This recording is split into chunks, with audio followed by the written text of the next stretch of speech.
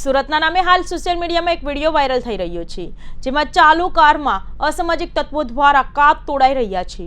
જો કે આ મામલે હજુ સુધી કોઈ પુષ્ટિ થઈ રહી નથી। સુરતમાં વારંવાર અસામાજિક તત્વોનો આતંક જોવા મળી રહ્યો છે, તો અસામાજિક તત્વો દ્વારા મચાવતો આતંક સીસીટીવી કે મોબાઈલના વિડીયોમાં વાયરલ પણ થઈ રહ્યો છે। આ વાયરલ વિડીયો સુરતના કતારગામના હોવાનું પણ કહેવાઈ રહ્યું છે।